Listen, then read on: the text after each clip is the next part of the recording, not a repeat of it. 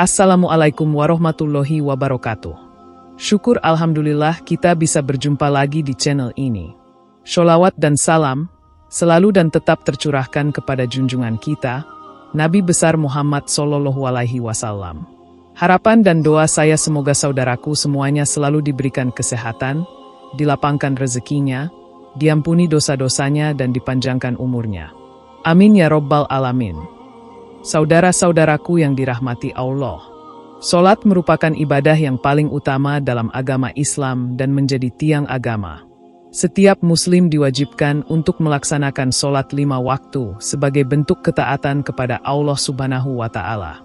Sholat bukan hanya sekedar gerakan fisik, tetapi juga merupakan ibadah yang memiliki nilai spiritual yang sangat tinggi. Sholat adalah cara untuk mendekatkan diri kepada Allah, meminta ampunan, dan memohon petunjuknya dalam kehidupan sehari-hari. Oleh karena itu, sholat seharusnya dilakukan dengan penuh kehusyukan dan kesadaran bahwa setiap amal perbuatan akan dipertanggungjawabkan di hadapan Allah. Namun, meskipun seseorang rajin melaksanakan sholat, tidak menjamin dia terbebas dari siksa neraka jika amal perbuatannya tidak memenuhi syarat-syarat yang diajarkan dalam Al-Quran dan hadis.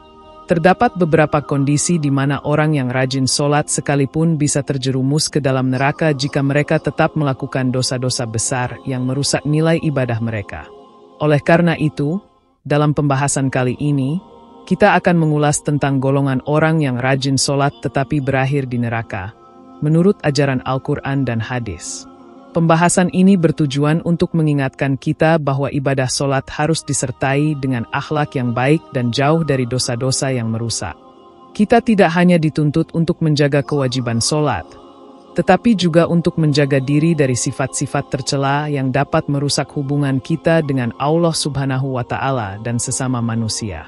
Dalam Islam, kesempurnaan ibadah tidak hanya tercermin dari pelaksanaan sholat, tetapi juga dari perilaku sehari-hari yang mencerminkan iman yang kokoh. Berikut adalah 5 golongan orang yang rajin sholat tetapi tetap masuk neraka, yang dijelaskan dalam Al-Quran dan hadis. 1. Sholat, namun suka berdusta. Berdusta atau berbohong adalah perbuatan yang sangat dibenci oleh Allah Subhanahu wa Ta'ala. Meskipun seseorang rajin melakukan sholat, jika ia kerap kali berbohong, maka pahala sholatnya bisa terhapus dan dia berisiko terkena siksa neraka. Dalam Al-Quran, Allah Subhanahu wa Ta'ala dengan jelas melarang umat Islam untuk berdusta. Allah Subhanahu wa Ta'ala berfirman dalam surat Al-Ahzab, ayat 70-71, "Wahai orang-orang yang beriman, bertakwalah kepada Allah dan katakanlah perkataan yang benar, agar Allah memperbaiki amal perbuatanmu dan mengampuni dosamu. Dan barang siapa yang menaati Allah dan Rasul-Nya, maka sungguh dia telah mendapat kemenangan yang besar." Quran Surat Al-Ahzab ayat 70-71. Berdusta merusak hubungan seseorang dengan Allah dan sesama manusia. Dalam ayat ini, Allah Subhanahu wa Ta'ala mengingatkan kita untuk berbicara dengan kebenaran, yang akan mengarah pada perbaikan amal dan pengampunan dosa. Jika seseorang sering berbohong, maka ia tidak hanya merusak hubungan sosial, tetapi juga mengabaikan perintah Allah. Rasulullah Shallallahu Alaihi Wasallam dalam hadisnya bersabda, "Tanda-tanda orang munafik ada 3, jika berbicara dia berdusta, jika berjanji dia ingkar, dan jika diberi amanah dia mengkhianatinya." Hadis riwayat Bukhari dan Muslim. Hadis ini menunjukkan bahwa salah satu ciri orang munafik adalah kebiasaannya berdusta. Meskipun dia mungkin rajin dalam ibadah seperti sholat, kebohongan yang dilakukannya akan menghilangkan keutamaan dan pahala dari sholat tersebut. Berdusta dalam Islam bukan hanya sekedar kebiasaan buruk, tetapi juga merupakan pelanggaran serius yang mengganggu keberkahan dalam hidup. Jika seseorang berdusta, meskipun ia rajin melaksanakan sholat, Allah tidak akan menerima sholatnya jika ia tidak segera bertaubat dan meninggalkan kebohongannya. Oleh karena itu, menjaga lisan dan berbicara dengan benar adalah hal yang sangat penting untuk memastikan bahwa ibadah sholat kita diterima oleh Allah Subhanahu wa Ta'ala. 2. Sholat, tapi suka menggunjing kejelekan orang lain, ghibah. Ghibah atau menggunjing adalah berbicara buruk atau membicarakan kejelekan seseorang yang tidak hadir. dengan tujuan merendahkan atau menyakiti kehormatan orang tersebut. Gibah adalah dosa besar yang dapat menghapuskan pahala ibadah, termasuk sholat, dan membawa seseorang pada siksa neraka. Allah Subhanahu wa Ta'ala berfirman dalam surat Al-Hujurat ayat 12, "Dan janganlah sebagian kamu menggunjing sebagian yang lain. Adakah di antara kamu yang suka memakan daging saudaranya yang sudah mati? Tentulah kamu merasa jijik dengannya. Dan bertakwalah kepada Allah. Sesungguhnya Allah Maha Penerima Taubat, Maha Penyayang." Quran Surat Al-Hujurat ayat 12. Ayat ini menggambarkan betapa jijiknya gibah di hadapan Allah Subhanahu wa Ta'ala. Menggunjing dianggap seperti memakan daging saudara yang telah mati, yang merupakan perbuatan yang sangat tercela dan menjijikkan. Allah Subhanahu wa Ta'ala memberi peringatan keras agar kita menjauhi perbuatan ini. Rasulullah Shallallahu Alaihi Wasallam bersabda, "Jauhilah 7 perkara yang membinasakan." Para sahabat bertanya, "Apa itu, ya Rasulullah?" Rasulullah menjawab, menyekutukan Allah, sihir, membunuh jiwa yang diharamkan, memakan riba, memakan harta anak yatim, melarikan diri dari medan perang, dan menggunjing kehormatan orang lain. Hadis riwayat Bukhari dan Muslim. Rasulullah menyebutkan gibah sebagai salah satu dosa besar yang dapat menyebabkan seseorang binasa. Menggunjing kehormatan orang lain, meskipun seseorang itu rajin sholat, tetap akan mendatangkan siksa dan merusak amal ibadah. Meskipun seseorang melaksanakan sholat dengan rajin, jika ia sering menggunjing orang lain, maka pahala sholatnya akan terhapus. Rasulullah Shallallahu Alaihi Wasallam bersabda, "Tidak akan masuk surga orang yang suka menggunjing." Hadis riwayat Muslim. Ini menunjukkan betapa besar akibat dari kebiasaan gibah yang mengarah pada hilangnya pahala sholat dan dosa yang mengarah pada neraka. 3. Sholat, namun percaya dukun. Percaya pada dukun atau peramal adalah bentuk syirik yang besar dalam Islam.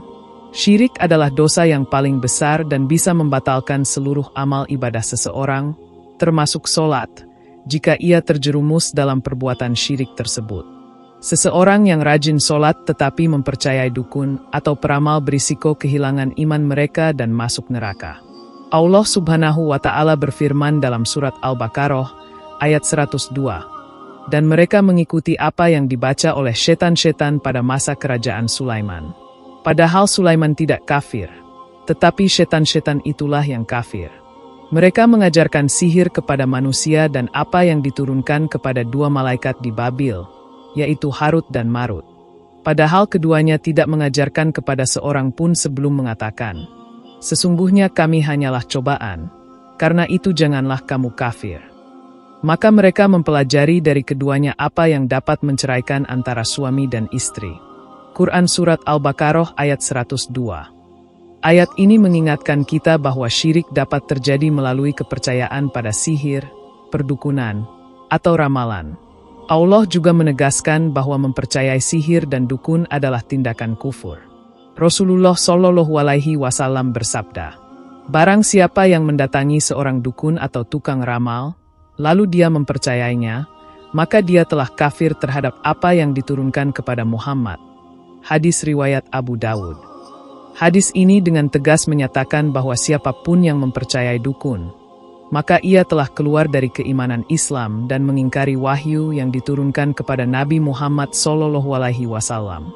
Menghadiri atau mempercayai dukun adalah tindakan syirik yang dapat membatalkan seluruh ibadah seseorang. Meskipun seseorang beribadah dengan sholat yang rajin, jika ia masih terlibat dengan praktik syirik, maka sholat dan amal ibadah lainnya menjadi tidak sah. Syirik adalah dosa yang tidak akan diampuni oleh Allah jika tidak segera disesali dan ditinggalkan. 4. Sholat, namun minum minuman keras.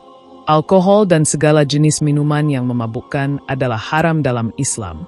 Meskipun seseorang rajin melaksanakan sholat, jika ia terus mengonsumsi minuman keras, maka ibadah sholatnya tidak akan diterima oleh Allah.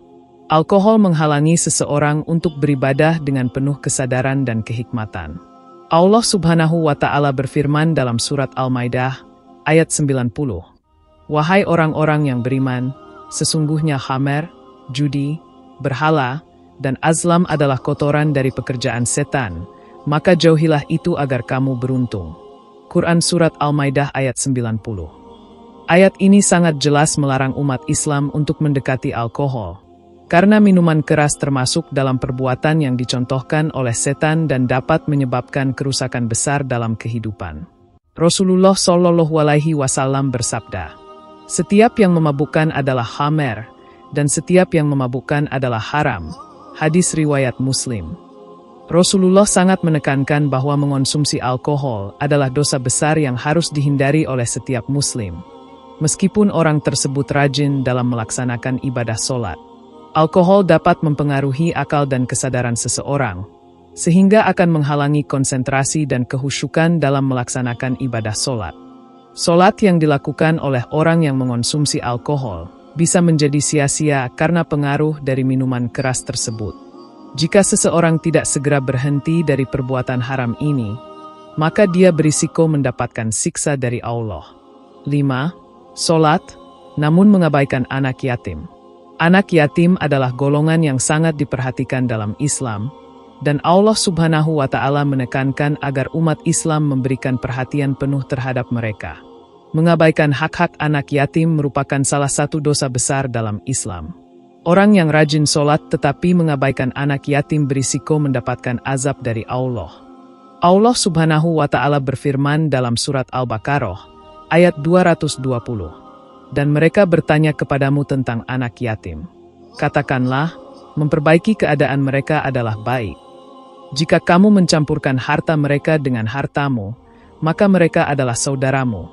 Quran Surat Al-Baqarah ayat 220.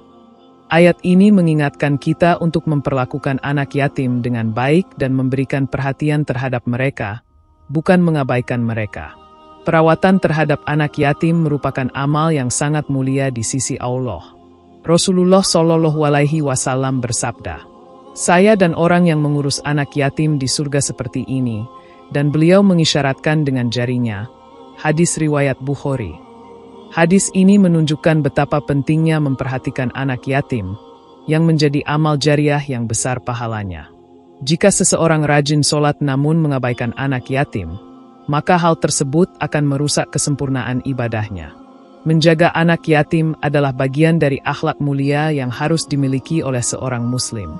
Sholat yang dilakukan oleh seseorang yang tidak peduli terhadap anak yatim akan kehilangan keberkahan dan nilainya di sisi Allah Subhanahu wa Ta'ala. Saudara-saudaraku yang dirahmati Allah, sebagai umat Islam, kita harus memahami bahwa sholat bukan hanya sekadar kewajiban ritual, tetapi juga harus diiringi dengan akhlak yang baik dan tindakan yang sesuai dengan ajaran Islam. Tidak ada gunanya seseorang rajin sholat namun tetap melakukan dosa besar yang dapat merusak amal ibadahnya. Oleh karena itu, penting bagi kita untuk menjaga lisan, perilaku, dan akhlak kita agar sholat yang kita lakukan diterima oleh Allah Subhanahu wa Ta'ala. Islam mengajarkan kita untuk hidup dengan penuh kesadaran dan tanggung jawab, baik dalam hubungan kita dengan Allah maupun dengan sesama manusia. Meskipun kita mungkin sudah melakukan ibadah dengan rajin, kita harus selalu introspeksi diri dan memastikan bahwa kita tidak jatuh ke dalam perbuatan yang dapat membatalkan pahala sholat kita. Setiap amal perbuatan kita akan dipertanggungjawabkan di hadapan Allah, dan kita tidak boleh meremehkan dosa-dosa besar yang bisa merusak ibadah kita. Semoga kita semua selalu diberi petunjuk oleh Allah Subhanahu wa Ta'ala untuk menjalani hidup ini dengan penuh keikhlasan, menjaga ibadah kita, serta memperbaiki akhlak dan perilaku kita. Dengan begitu, insya Allah sholat kita akan diterima dan kita bisa menghindari hal-hal yang dapat menyebabkan kita terjerumus ke dalam neraka, meskipun kita rajin beribadah. Demikian yang dapat saya sampaikan, semoga yang menyimak video ini sampai akhir, terhindar dari neraka, dan dimasukkan ke dalam surganya. Amin ya Rabbal Alamin.